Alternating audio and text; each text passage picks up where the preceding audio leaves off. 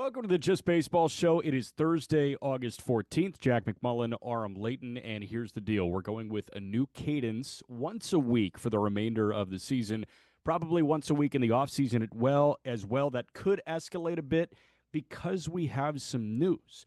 One episode per week for the remainder of the season will be airing on SportsGrid. This is Just Baseball's opportunity to kind of get on the over-the-air television front, and we're super excited for this opportunity with SportsGrid. With that being said, it's going to sound a little different. So to fit the blocks, here's how we're doing it. We've got 6 topics that we're going to hit today.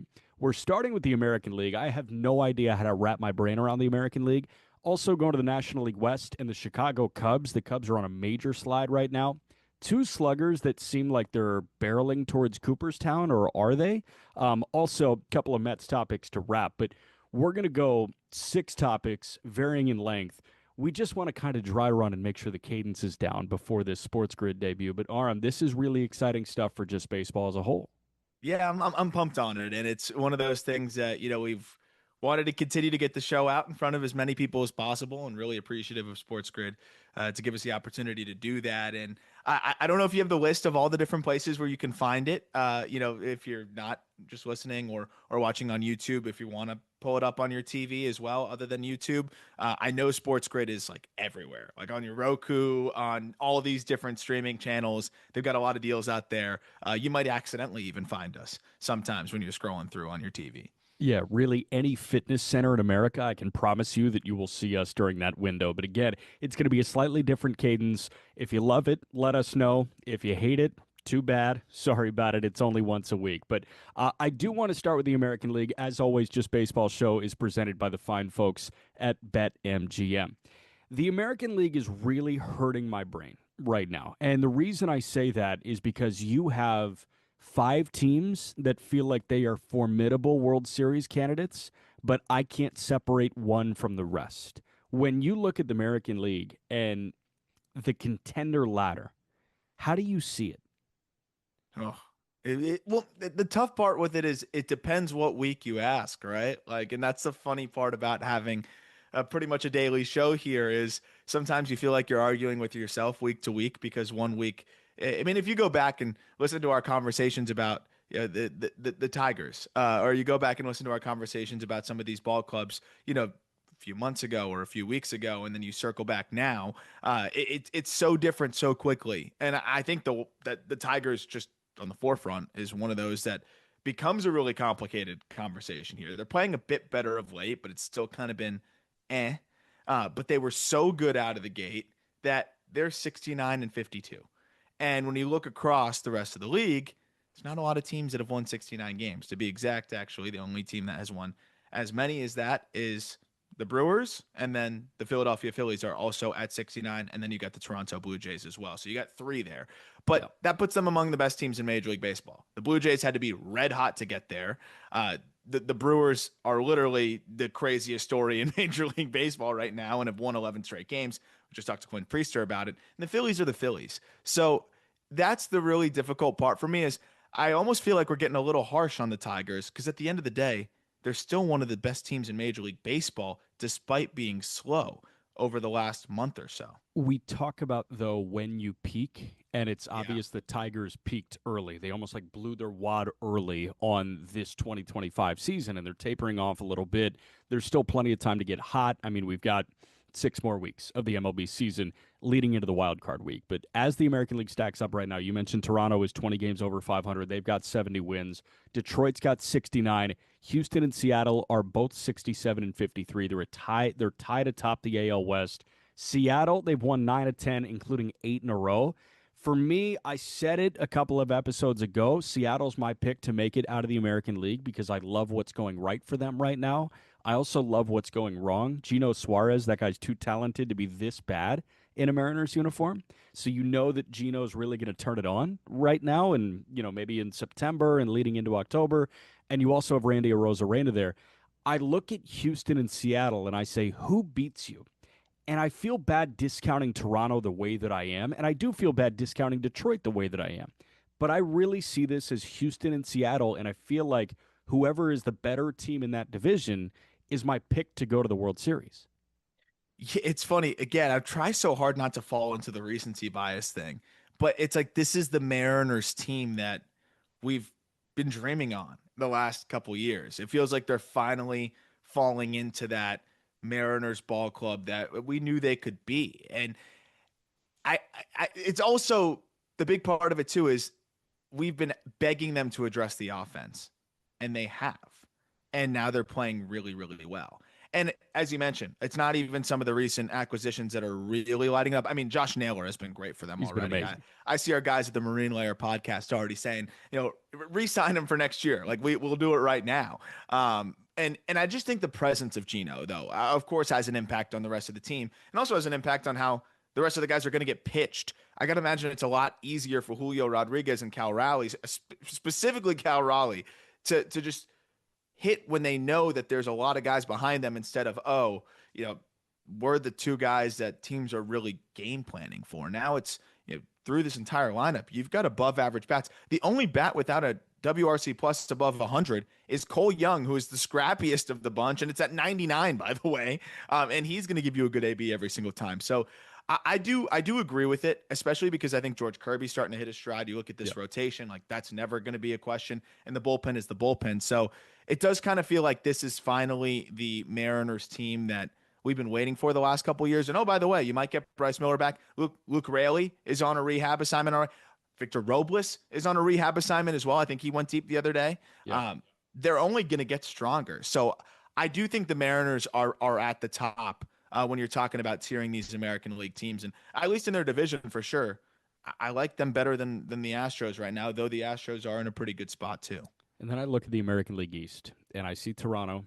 I see the sputtering Yankees with a lot of firepower, and Aaron Judge is on that team.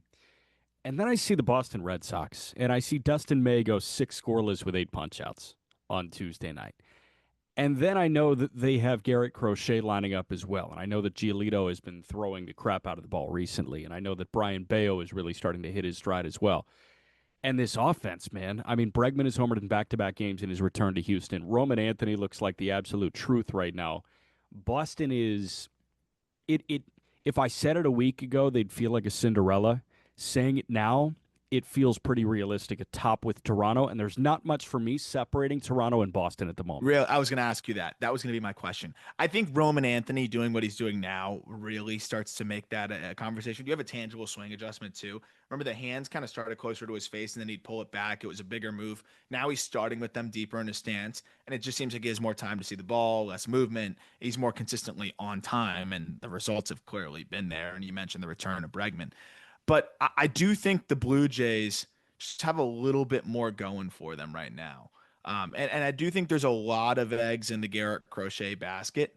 And he did look human in that start against the Astros. He's also a guy that's going to be exceeding some high innings totals for himself this year, especially if they do go to the postseason, right? And as it gets late, how much can you ride Crochet? And can you ride him through 7, 8, 9 innings like you may need to in some of these outings? That said, I look at the Blue Jays and the staff's been solid, but I kind of go back to the who do I really, really, really trust here? Yeah. And I don't know who that necessarily is, but man, do they rake, and they play great defense and they do a lot of things really well. I think they are really close. I do think it's neck and neck. I just there's something about the depth of this Blue Jays offense though Yeah. that gets me going. But then I look at the rotation in the bullpen and I say, I feel better about the Blue Jays pitching situation, I think, over 162. But in a playoff series, I do think that you could find a way to kind of close that gap and make these teams very, very comparable. So I do see them kind of as 1A, 1B too. Very quickly, give me your top 3 in the American League right now. I got to go Mariners. This is not going to be as quick as you want it to be. Mariners. I got to go Blue Jays with their record. And then I think it becomes more of a Blue Jays Red Sox conversation. Okay. A Red Sox Tigers conversation. Okay. And that's where I struggle, but I'm going to lean towards the Tigers and what they've done over the course of the year. Okay. I think I go Seattle and Houston as my front 2. And then my Cinderella right now, I go Boston as my 3. And those are my top 3 in the American League. I'm very sorry to you, Blue Jays fans and the great fans up north.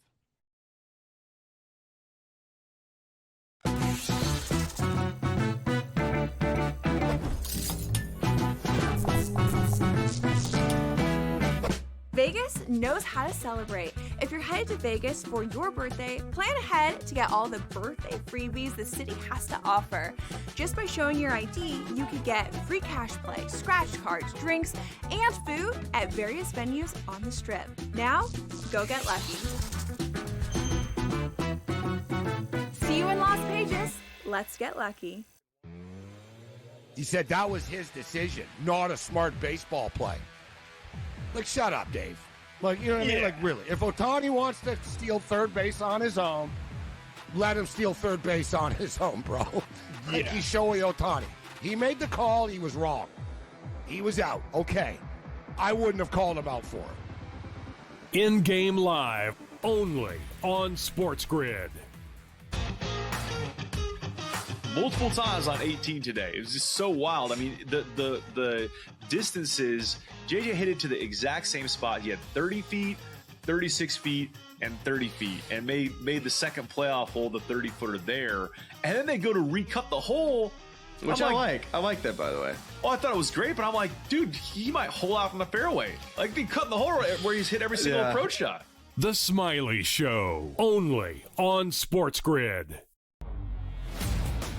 What would you tell the people right now, though? Like, okay, I like the Rams heading into the season, but I'm not sure about Matthew Stafford because people want to get their bets in. People want their team totals. People want to bet week number 1 here. So what's your prognosis on the Rams? We'll talk long-term in a second. Week number 1, are we just going to say, like, yeah, he's ready. Bullets are flying. He looks great out there because he is a tough dude. But again, a back injury for a quarterback trying to get all that torque on passes, usually not good. The Early Line, only on SportsGrid. All right, just baseball show. We're jumping to the National League West here. And the reason we're jumping there is because as we opened our eyes on Wednesday morning, we saw a tie atop the NL West. We saw that between the LA Dodgers and the San Diego Padres.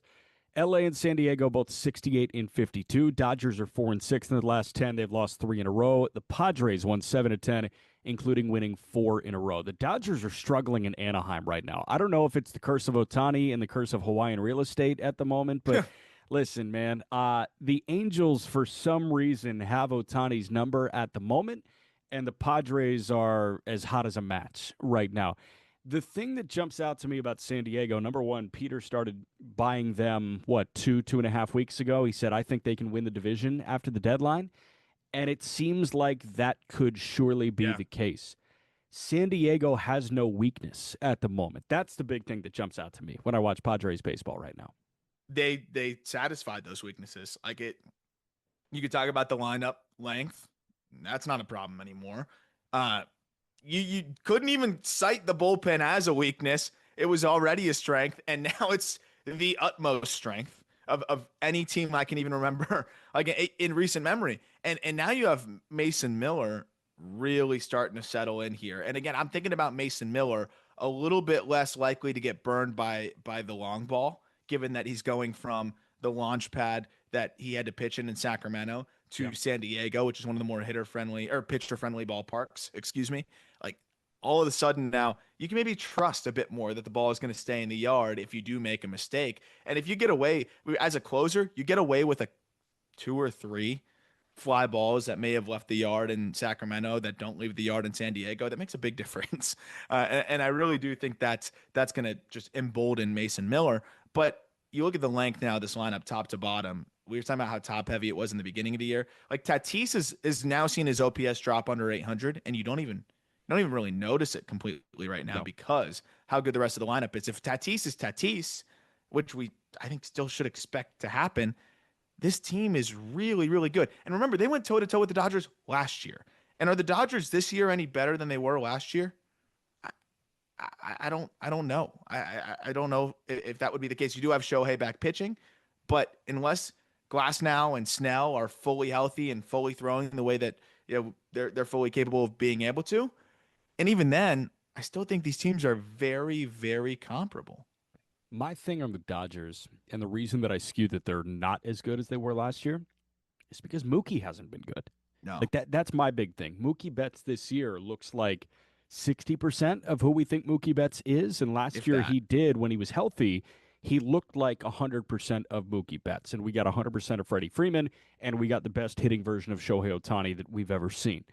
Ohtani this year, it's holding serve. This is exactly what this guy is doing, and he's a future Hall of Famer. He's one of the best players, if not the best player we've ever seen play this game. Freeman is Freeman, and this guy continues to, I don't want to say turn back the clock, just like mature and evolve as a Major League Baseball player, and that's why he's ticketed for Cooperstown. The emergence of Will Smith almost makes it a net neutral for me because you've got Smith trending up while Betts is trending down. But the complementary pieces for me, frankly, are like not as good. Andy Pages has been a nice revelation there, but they had some big-time flaws on their roster last year. They have some big-time flaws on their roster this year, and that's what jumps out to me.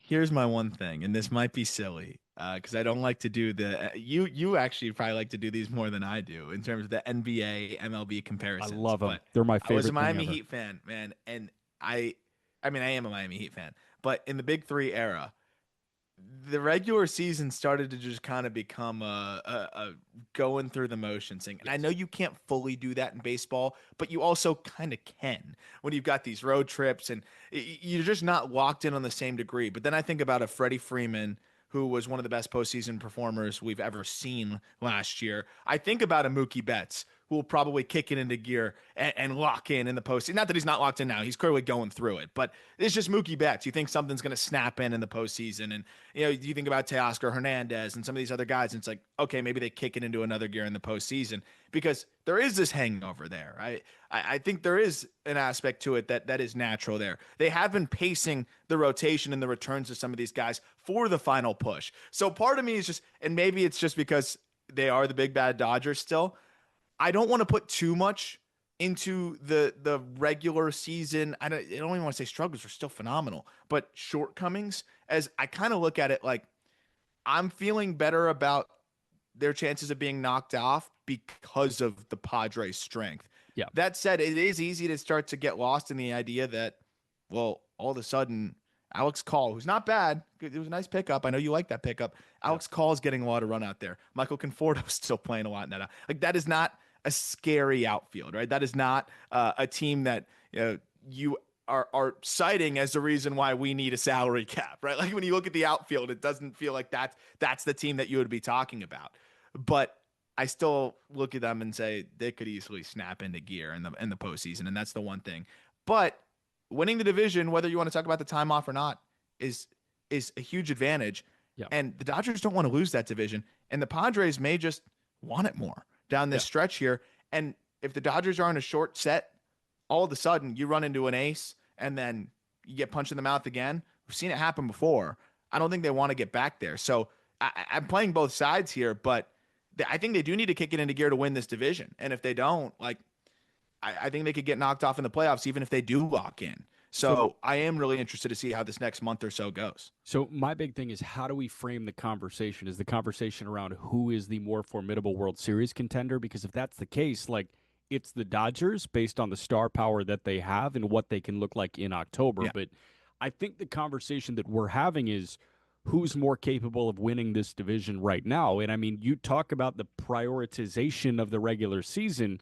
That's San Diego at the moment. That's not the Dodgers. And we still see it, man. You don't have to be a Heat team to realize that. Like LeBron, I mean, we talked about the Kevin Durant Suns when he was there, right? The Kevin Durant Suns didn't care about the regular season, and they were that sleeping giant once you got into the playoffs. So for me, I'm looking at the Dodgers and I'm saying, did you deprioritize this enough to the point where you're going to cough up this division? I feel like there was such a large difference in talent between the Dodgers and the rest of that division before this trade deadline that they could effectively coast through the final 2 months.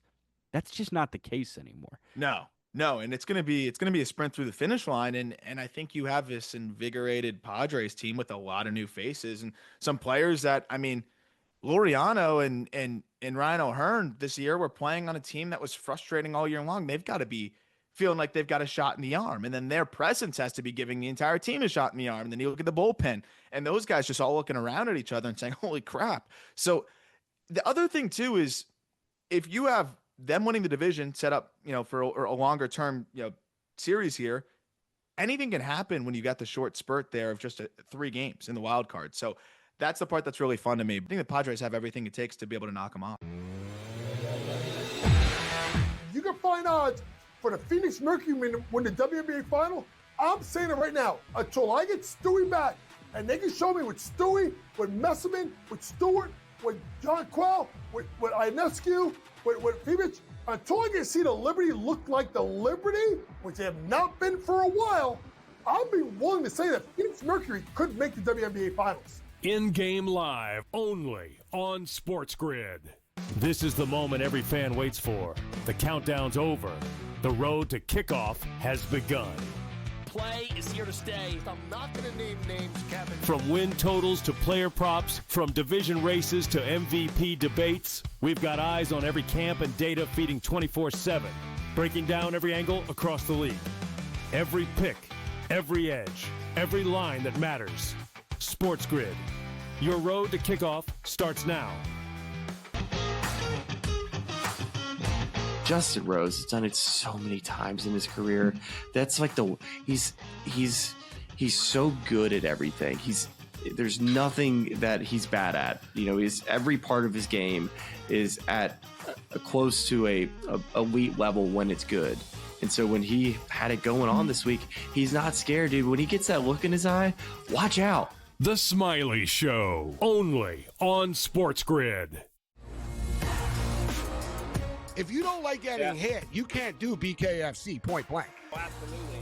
Like in the MMA world, you have opportunities to negate getting hit more so than BKFC. You can get a takedown, you can secure a dominant position where you're less likely to get hit, and even if you are getting hit, you're less damaging because of your position. Combat Sports Report, only on SportsGrid.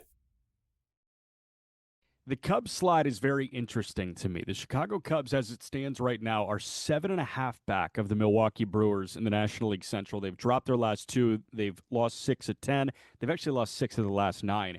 And we're starting to see the frustration really eke out here with Chicago.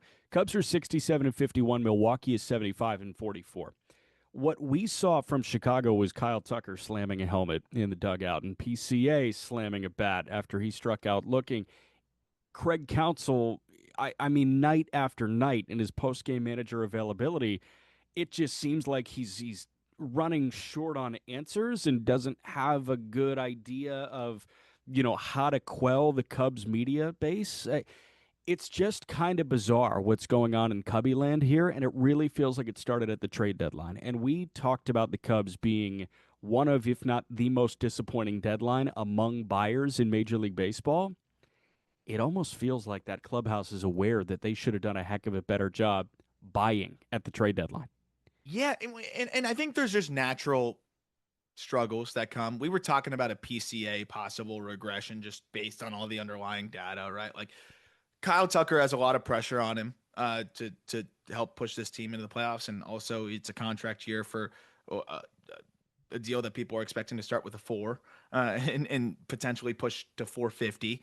So there's a lot going into that. But at the same time, I do think that this team had to be a little bit disappointed to not see, just more added, especially when you're seeing the Padres do what they're doing. Not everybody needs to be that insane. But when you're seeing some other teams across the league, add a little bit more aggressively and you don't really do anything. And the one position player addition that you make is at a position where it's probably been your best player over the last few weeks in Matt Shaw, who has an 1,000 OPS over his last 10 games and has been great since pretty much the All-Star break. And now I know Castro can play every position, but right now that seems to be the obvious spot to fit him in.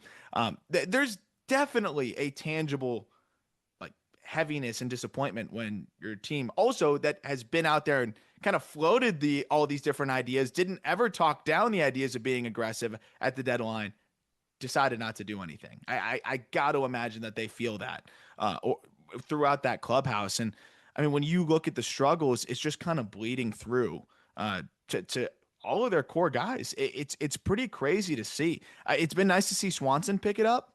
Mm-hmm. And, Justin Turner's been great in the very few spots that they've given him. The walk-off, I mean, that was absolutely huge for them.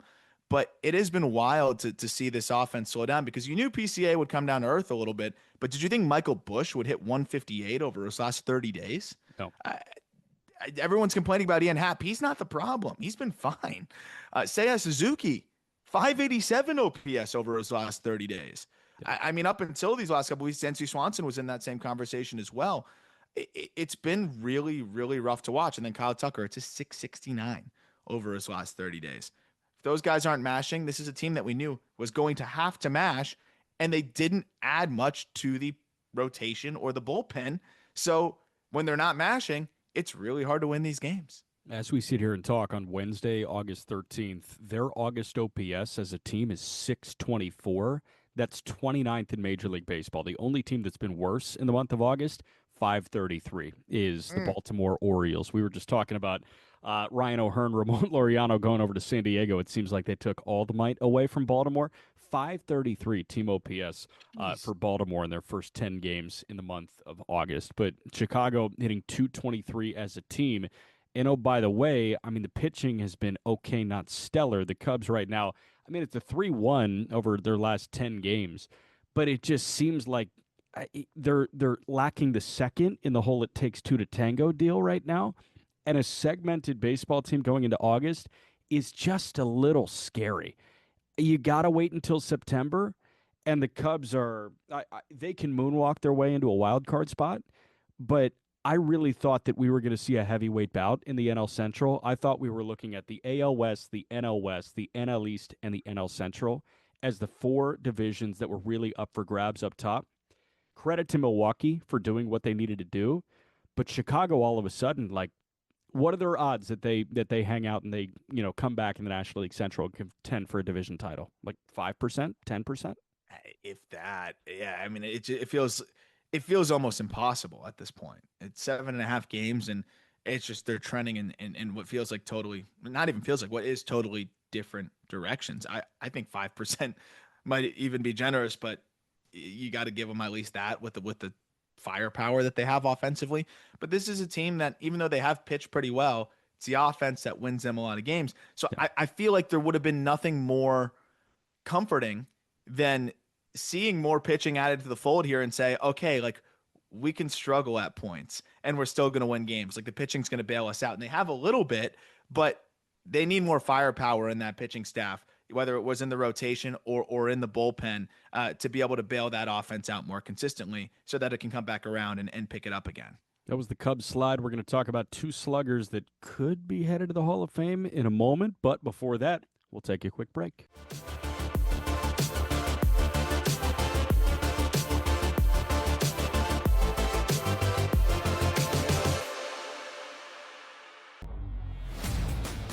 The Mets are a game and a half up in the wild card race from the Cincinnati Reds. But the Cincinnati Reds are 16 to 1, Joe. 60 to 1 to win the pennant here. But I do find myself looking at the New York Mets saying there's too much talent on that team. And we know how things work out, even with the Philadelphia Phillies in the playoffs last year.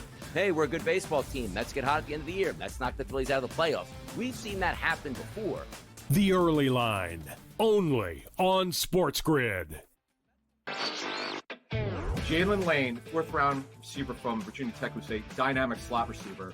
Run after the catch. He's had a phenomenal camp. Really great offseason. He is really gifted. And obviously with McLaurin not practicing, he's getting a lot more of a look. Right. Now, the problem is, without McLaurin, they're not very deep at the outside receiver position. But Jalen Lane is a stud talent. I'm telling you, this kid should have gone higher. Newswire, only on SportsGrid. He's going to regress a little potentially in touchdowns, but his role's not going to change. There's no other superstar on this team besides Josh Allen. So to me, James Cook, they need James Cook if the Buffalo Bills are going to repeat in that division again. They need him to be that guy in the offense because there isn't another star around Josh Allen. So James Cook is as close as it gets. I'm sorry. It's not Khalil Shakir. It doesn't look like it's ever going to be Keon Coleman or Dalton Kincaid. Fantasy Sports Today, only on SportsGrid. This is the moment every fan waits for. The countdown's over. The road to kickoff has begun. Play is here to stay. I'm not going to name names, Kevin. From win totals to player props, from division races to MVP debates, we've got eyes on every camp and data feeding 24/7, breaking down every angle across the league. Every pick, every edge, every line that matters. SportsGrid. Your road to kickoff starts now. Just Baseball Show, Jack McMullen, Aram Leighton here on Thursday, August 14th. I want to talk about two sluggers. I want to talk about a guy that is receiving a touch of NL MVP love and a guy that has really kept the Yankees afloat offensively over the last couple of weeks. Giancarlo Stanton on the Yankees side, Kyle Schwarber on the Phillies side. And they hurt my brain, much like the American League and just tiering who's good, who's, contender, pretender type deal. I'm trying to figure out if both these guys are going to the Hall of Fame when it's all said and done. Because there's a camp that says, heck yeah, they're both going, of course. I mean, they could flirt with, both of them are going to zoom past 400 homers. Stanton's already there. If Stanton gets to 500, you would think, oh yeah, he's totally in. There's a world Schwarber gets to 500 as well if he continues this run that he's on at the moment. This guy seems like a lock for 35, 40 homers every year, and the way he looks, the way he's swinging it, you feel like the decline is nowhere close. So for me, I want to start overall and then get into a case by case. Do you feel like this kind of player is a Hall of Fame player? It's here. They're leading the charge of what's going to be, I think, a case that's going to come up a lot more as we move forward. And I know that people, I don't want to have the old head take, there's some former MLB players on social media and stuff that is like, this is the new norm. Not people really. love batting average right now. You seen that? Oh, I've been seeing that. No, a lot of journeyman catchers love batting average at the moment. But they've studied all that, apparently.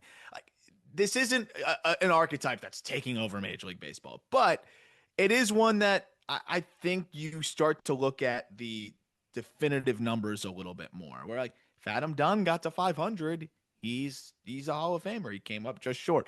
It is silly to a degree, but I think with these types of players, it becomes a lot less ambiguous of, they did a little bit of this or a little bit of that. I think you really clear-cut look at the numbers and say, did you exceed this threshold or not?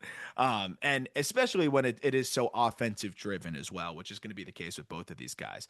I think Stanton has a much stronger case, and maybe there's a little bit of bias. I was just actually talking about this with Griffin Conine because it's this is the first player that we grew up watching and we could say we saw home run 1 to 500. Yeah. There's nobody, there's a lot of guys that I've seen home run 200 to 500 or maybe 150 to 500, but there isn't a guy that I've seen 1 to 500. So that's really cool to think about in theory. The other thing that we were talking about in that conversation was Giancarlo Stanton should start every season in June, I think. Yes. I think he should ease in, get those elbow shots, do whatever you need to do, and then sprint. So he's not fading at the end, just sprint. And I know people are going to be like, screw that. He's making too much money. Look at what he's doing right now. Yeah. Instead of losing him, and having him fade at the end of the year. The other thing with Giancarlo Stanton, of course, this is firing me up because, again, I watched him your guy. in the football stadium in the teal. When he was Mike. He was Mike. He had 2 seasons of his prime where he hit 2 and 3 home runs because he was hurt. And I know you can play that game with a lot of people. But it's a big reason why people look at Ken Griffey and say, man, that guy could have broke the home run record. Giancarlo Stanton at age 29 and 30, mind you, this is 1 year and 2 year removed from 59 home runs in the MVP with the Marlins, hit 3 and 4 home runs. Yeah. I know that he has never quite recaptured that MVP level, but let's just say he hit 35, 40 home runs in those 2 years. He would already be at 500. So I think that's worth just thinking about and how injuries have limited him a little bit so that if he does get to 500, even though I think that should be an automatic conversation, he gets to 500 with injuries. And then you add in the postseason performance and everything. I think he's a shoo-in. I really do.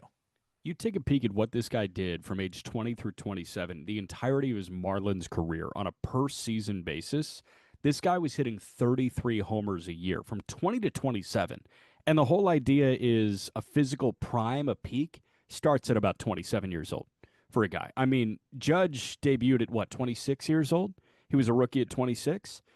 I mean, Stanton is accomplishing all of this before his age 27 season is up. So in the entirety of his Marlins tenure, this guy had 267 homers before some guys even debut. River Ryan, 27 years old when he debuted with the LA Dodgers. Think about that.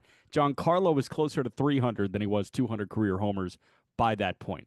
And you look at Giancarlo since, 38 homers in his first year, but then 35 in 2021. It's funny because this guy has just been dragged over the course of his entire Yankee career. 35 homers in 21, 31 in 22, 24 in 23, 27 and 24, and this year 12 and 42 games and a 962 OPS. And oh, by the way, the dude's hitting 300 for your batting average appreciators out there. Yeah. The other big wrinkle in this for Stanton personally that I look at, this guy's one of the best postseason hitters we've seen in a very long time, maybe all time. This guy in 41 postseason games has 18 homers. He's driven in 40, and he's got a 994 career OPS in the postseason. He rises to the moment. He has an MVP under his belt. And if he's at 500 homers, this guy, in terms of this era of baseball, is so important. He should go into that museum. Like, that's why I stand firmly on Giancarlo is going to be in the Hall. And the kids these days, man, the youths, they don't realize Giancarlo Stanton has not always been this immobile guy. I see them complaining about him jogging to first base. Brother, if he sprints to first base, you will not have him for the playoffs. You will not even have him down the stretch. His job now is to hit laser beams. You also have this aspect to him. I know we have O'Neal Cruz now, but he was the first, like, we've never seen that before guy in terms of batted ball data. And I know that in the StatCast era, like he just broke it, but also, I mean, put a ball in Dodger Stadium that you have legends told of, and there's a special sign for. Like, he has that legendary aspect to him as well.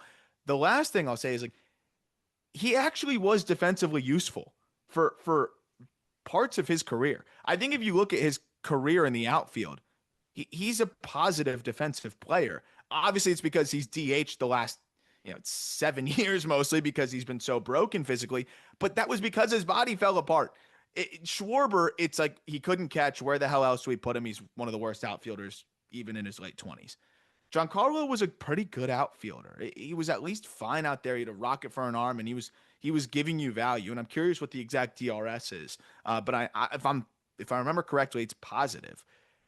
That's another wrinkle in this when we're talking about these kind of positionless mashers that get to 500. Giancarlo was not always that.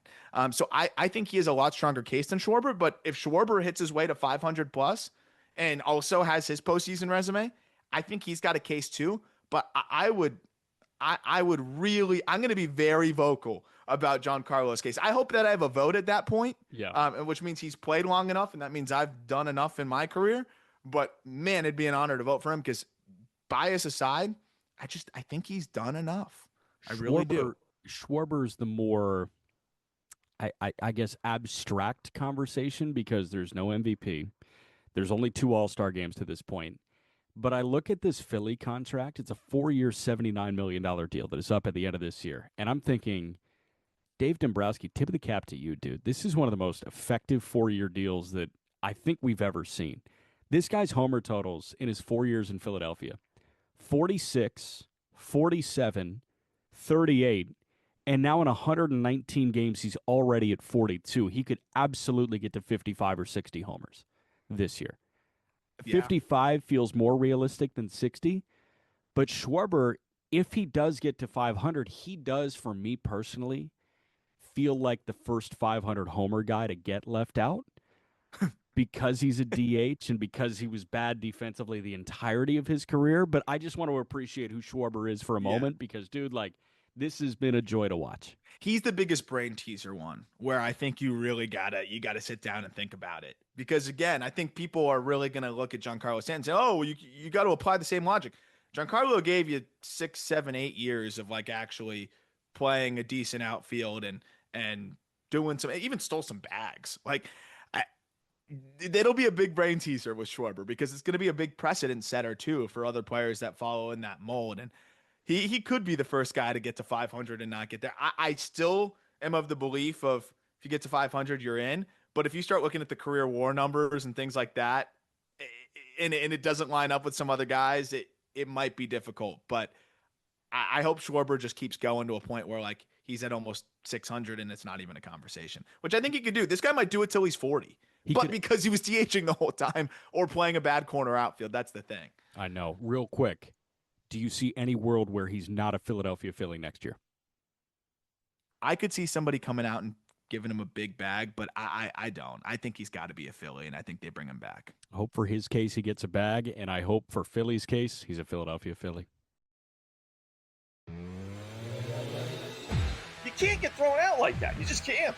It's the only thing he's good at is yelling at umpires. Yeah. Other than that, he has no feel for the game, no grasp of the game, no idea how to manage a bullpen, no idea how to write up a lineup card. He certainly has no feel for high leverage spots and who to bring in. Devin Williams. There's nothing he does well other than scream and yell at the umpires. In-game live only on SportsGrid. Tigers aren't out of first place. They're still in first place, Tom, by 5 games over the Cleveland Guardians. But you see, like, last 10 games, Detroit Tigers 5-5. Last 10 games, Guardians. Winners of 9 of 11 games, winners of 5 straight games. They're only 5 back now than the Kansas City Royals, sitting at 8.5 back. The Detroit Tigers, so much fun this year, but now facing adversity with a month and a half left in the season. Pro Baseball Today, only on SportsGrid. He is not Derrick Henry. He is not one of those special backs in that sense. A really good one that's been outstanding in fantasy for quite some time. But you can also hear the buzz recently about it being more of a split backfield. And if that's so, then Aaron Jones' value takes a hit, Jordan Mason's value goes up, and there's an opportunity at some point if Aaron Jones misses time where you can see Jordan Mason take that backfield over. Fantasy Sports Today, only on SportsGrid. The Yankees have an 80.7% chance of still making the playoffs. That just tells you that parity is alive and well in Major League Baseball, where mediocre teams can still make the playoffs, and the Yankees are mediocre but have above mediocre talent. So if they can put it together, you still got an 80% chance of playing postseason baseball. The Early Line, only on SportsGrid. Okay, we just talked about Stanton and Schwarber and the homers and how they stand. Now we got to get to Pete Alonso, who hit number 253 to break a tie with Darryl Strawberry for the New York Mets all-time home run leader.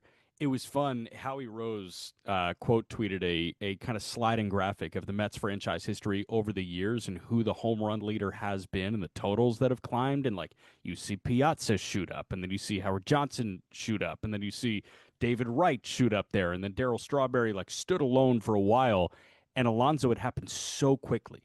And Pete Alonso with a multi-homer day on Tuesday gave himself sole possession of number 1 on the all-time home run list as a New York Met. Much like Schwarber being a Philly, I just posed that to you, I really don't see a world where Alonso's not a Met for the rest of his career, and I know that was in question coming into this season. It should not be in question moving forward. I was about to bring that up. Like, don't let it be forgotten. And I don't want to be the guy that's harping on negative things.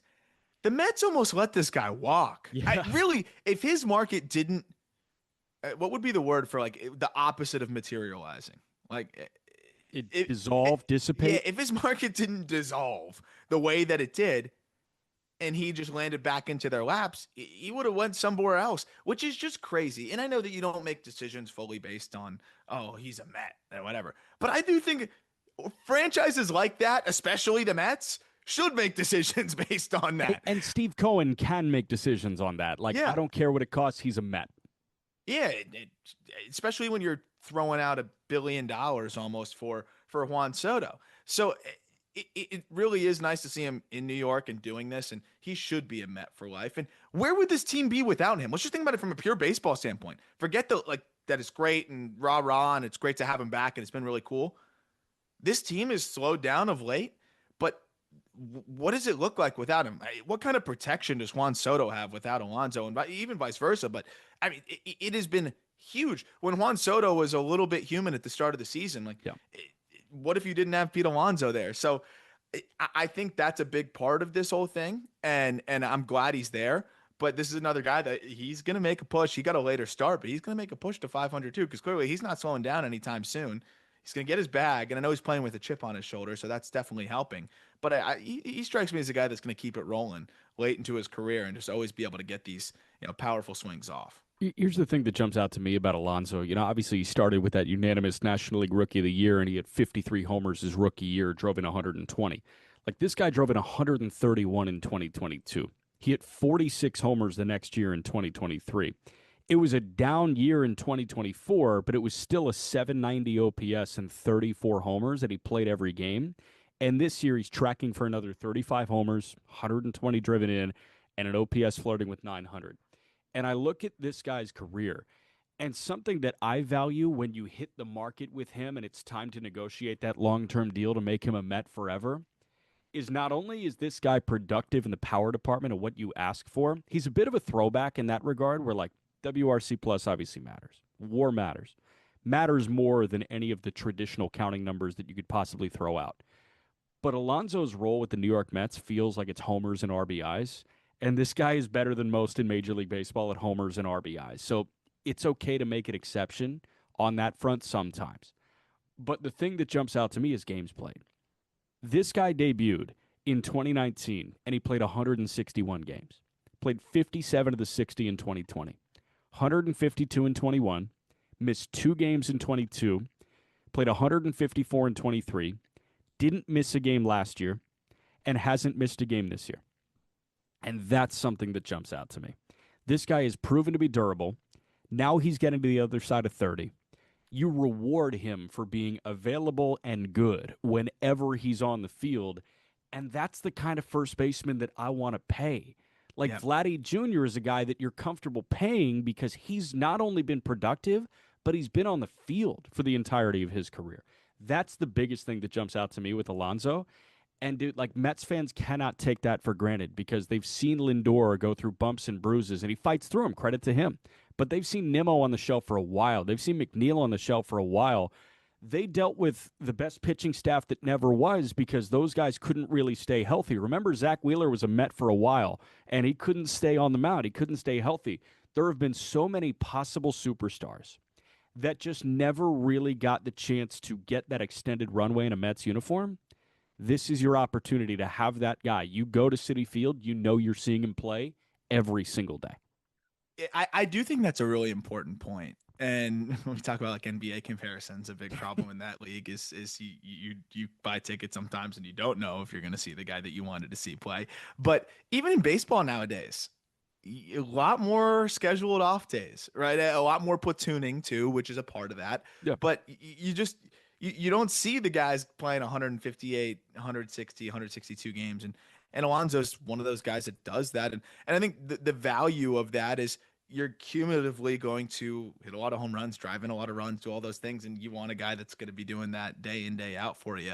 The other thing that I like about Alonso, and I think that makes him extremely valuable, which is also why I was very surprised to not see his market materialize more, is that he is kind of this like modern slugger in the way that he's not going to strike out that much for how much power he's providing. And I think that's why people want to talk about RBI and how it's not as much of a stat that you can control. And I agree, like, it's definitely not something that I'm usually measuring players against each other with, but it is something that you cite when it's really high. As I do think there's components that contribute to that. And one of them being you slug a lot.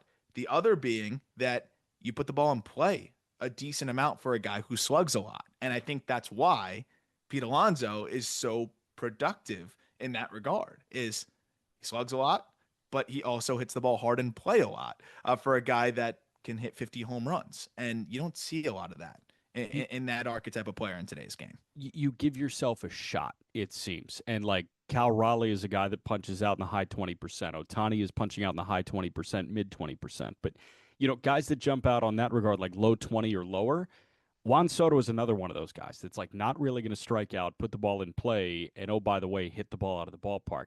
Yordan Alvarez, when he's healthy, is probably the gold standard for me at doing that. But Alonso is in rare company, it surely seems, at putting the ball in play and putting it in play ridiculously hard. Another guy that I want to shout out in that regard, Youngin. Junior Caminero is really not punching out. I know he puts it on the ground, but, like, man, can he hit it a mile.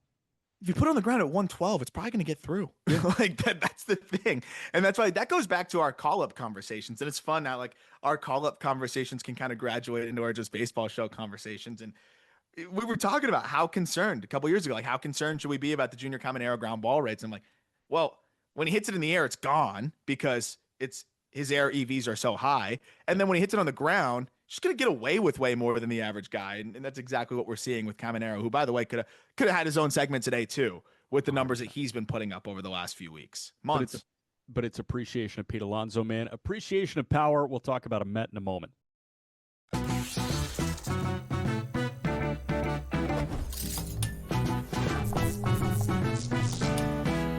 We all know nothing beats the energy of playing live roulette in a casino. But playing roulette online sure does have its perks. At the casino, you'll average 40 to 50 spins per hour. But online, you're looking at 100 to 150. The more spins, the more chance of wins. Now, go get lucky. See you in Las Vegas. Let's get lucky. He said that was his decision, not a smart baseball play. Like, shut up, Dave. Like, you know what I mean? Like, really. If Ohtani wants to steal third base on his own, let him steal third base on his own, bro. Like, he's Shohei Ohtani. He made the call. He was wrong. He was out. Okay. I wouldn't have called him out for it. In-game live, only on SportsGrid. This is the moment every fan waits for. The countdown's over. The road to kickoff has begun. Play is here to stay. I'm not going to name names, Kevin. From win totals to player props, from division races to MVP debates, we've got eyes on every camp and data feeding 24/7, breaking down every angle across the league. Every pick, every edge, every line that matters. SportsGrid. Your road to kickoff starts now.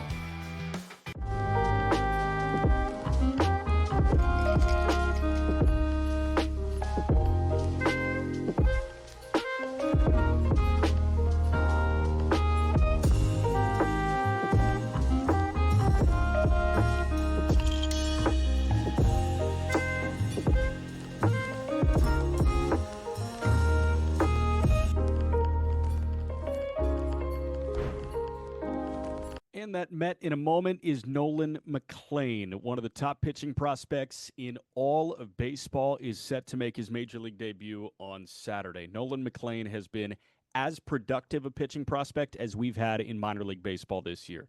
He's not top 10 in terms of prospects. Like, that's reserved for, the Bubba Chandlers and his high 3s ERA. McMullen looks better right now. Nolan McMullen, 113 and 2/3 innings this year between AA Binghamton and AAA Syracuse. 5 starts in Binghamton, he was nails. 26 and a third at a 1.37 ERA. 87 and a third innings as a Syracuse Met.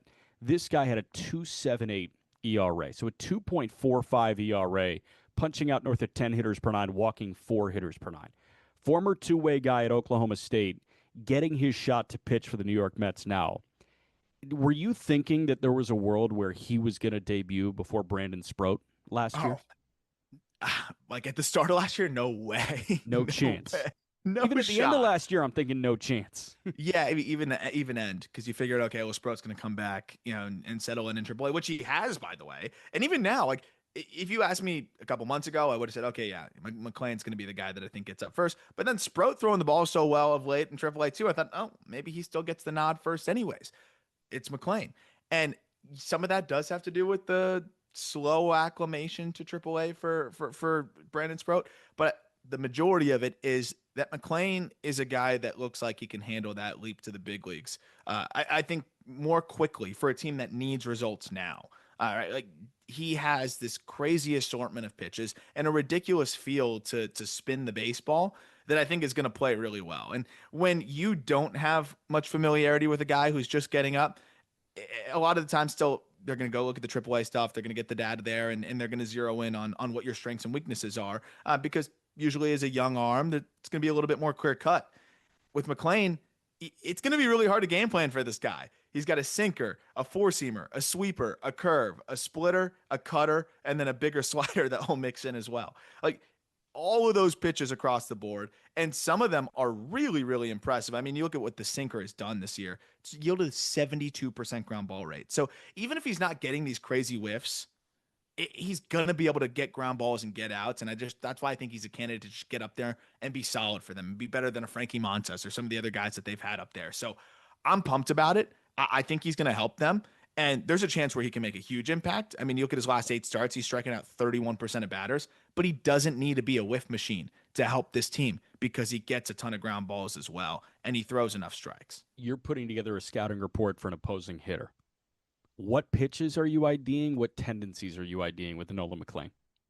Man, I'm probably telling him to see the ball up a little bit because his best and most used pitch right now is a sinker, but he only throws that 24% of the time.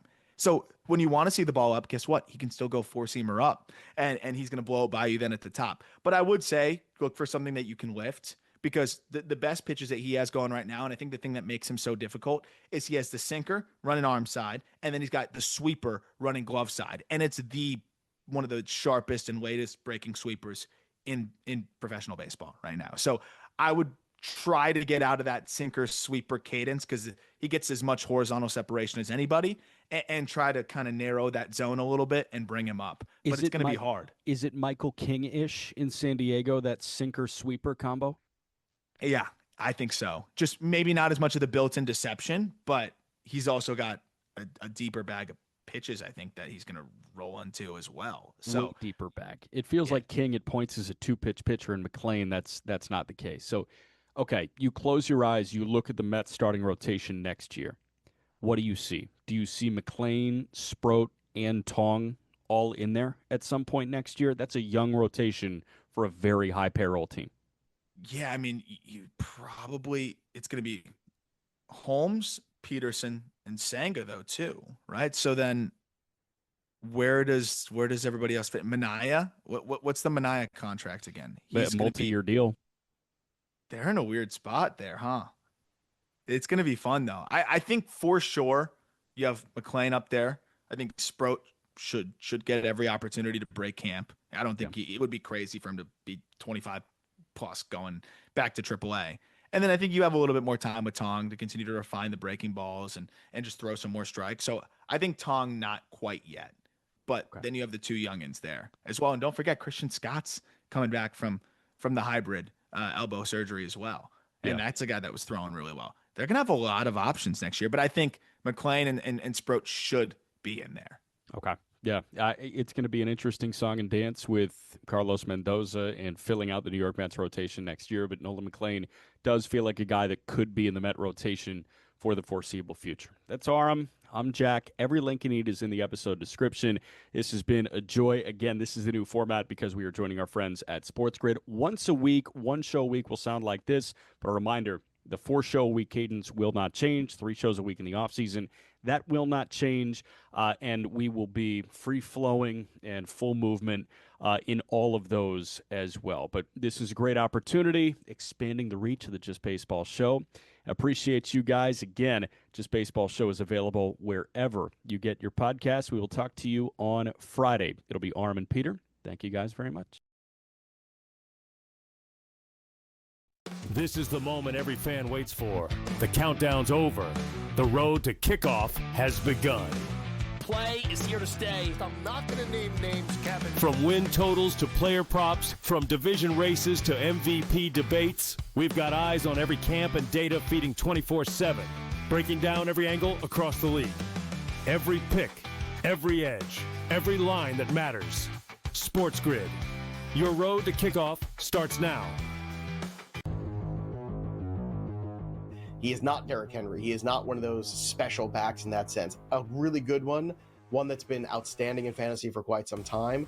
But you can also hear the buzz recently about it being more of a split backfield. And if that's so, then Aaron Jones' value takes a hit, Jordan Mason's value goes up, and there's an opportunity at some point if Aaron Jones misses time where you can see Jordan Mason take that backfield over. Fantasy Sports Today, only on SportsGrid.